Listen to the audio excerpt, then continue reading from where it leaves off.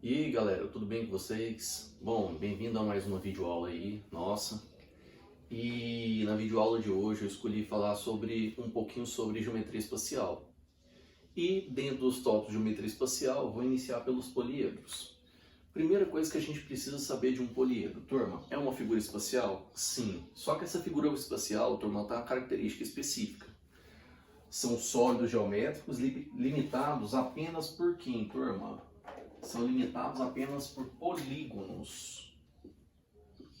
Ou seja, se são limitados apenas por polígonos, ao entorno de todo o meu sólido geométrico, toda a minha figura espacial, turma, só posso ter figuras que apresentam segmentos de reta, certo?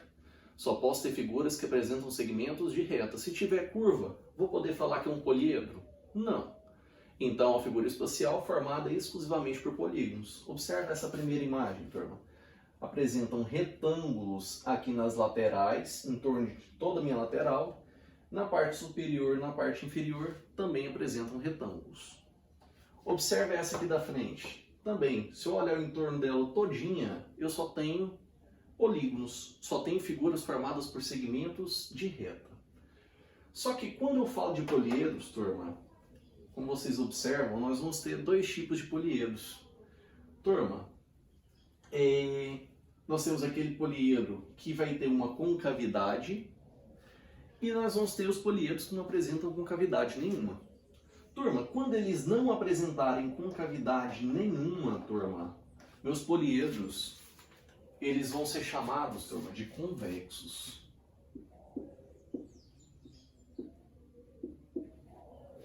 Quando tiver alguma cavidade, turma, observa, quando tiver uma concavidade, ele vai ser chamado de poliedro não convexo.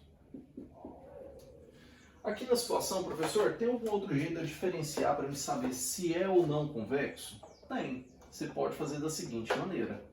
Eu posso marcar dois pontos, um em cada face do meu poliedro. Por exemplo, estou marcando este ponto aqui nesta face e estou marcando este ponto nesta outra face. Se eu ligar o segmento que une esses dois pontos, turma, o que você vai observar? Meu segmento inteiro ele vai estar dentro do meu poliedro. Quando tiver todo dentro do poliedro, convexo. Agora olha esse lado de cá. Turma, se eu pegar esse ponto nessa face, se eu pegar este ponto nesta face, note que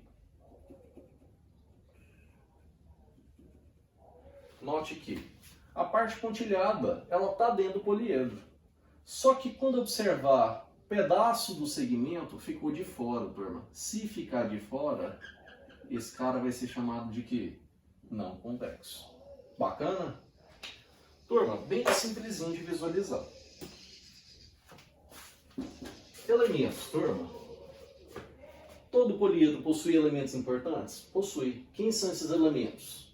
Primeiro, faces. Turma, são os polígonos que aparecem no entorno do meu poliedro. Nesse caso está aparecendo triângulos nas laterais e está aparecendo uma face quadrangular lá embaixo. Então, turma, todas as faces para nós serão quem? Serão os polígonos. Serão as figuras formadas no entorno do meu poliedro. Quem que são as arestas, turma? As arestas para nós são as linhas que ligam, no caso aqui, ó, vou botar assim, ó, são as linhas que formam esses polígonos, certo? São as linhas que formam essas faces. Todas essas linhas que aparecem, turma, eu posso afirmar para vocês, vão ser chamadas de quê? De arestas. Professor, e os vértices? Os vértices para nós, turma, vai ser um encontro, ó, de 3 ou mais, pode observar, o mínimo vai ser 3. 3 ou mais arestas. Toda vez que eu tiver um encontro de 3 ou mais arestas, vai formar um vértice. Nesse caso aqui, turma, encontro de quantas linhas lá? São 4 linhas, 4 arestas. Observe que também formou vértice. Então, para mim ter as arestas, eu tenho que estar se encontrando, no mínimo, turma, Quantas linhas? Quantas arestas? 3. Bacana? Observação, turma. Duas faces possuem uma única aresta em comum. Pode observar, se eu pegar essa face aqui pintada de verde e ao lado do fundo, nós temos essa aresta em comum. Se eu pego o chão e essa aqui da frente, é essa aresta em comum. Então, quaisquer duas faces que eu pegar, turma, só vai possuir uma única aresta em comum. Beleza? Relação importante, turma, chamada relação de Euler.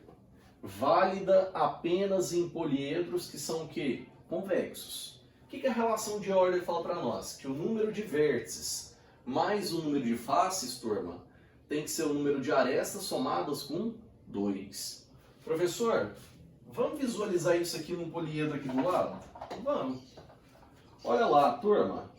Analisando. Primeiro, número de vértices, não são os pontinhos? Observa aqui, ó, quantos pontinhos eu vou ter aqui, ó. 1, 2, 3, 4 em cima. 1, 2, 3, 4 embaixo. Então eu pergunto para vocês, quem é o número de vértices aqui neste poliedro, turma? O número de vértices para nós, ele é igual a 8. Pessoas, olhando aqui o número de faces, eu tenho a de cima, eu tenho a de baixo, certo? São quantas? 2. Na lateral, se eu observar bem, são 4. Turma, 2 com 4, são quantas faces no total nesse poliedro aqui? São 6 faces. Galera, vamos pensar aqui no número de arestas. Quantas linhas aparecem lá em cima? Não são 4? Quantas lá embaixo? Não são mais 4? Se eu tenho 4 em cima, 4 embaixo, até o momento eu tenho 8. Ligando a superior à inferior. 1, 2, 3, 4. Opa, 4, 4, 4, deu um total de 12. Então nós temos um total de 12 arestas. Vamos verificar se essa relação funciona em um poliedro que é convexo? 8 mais 6 deu 14. 12 mais 2 também deu 14. A igualdade minha está verdadeira? Sim.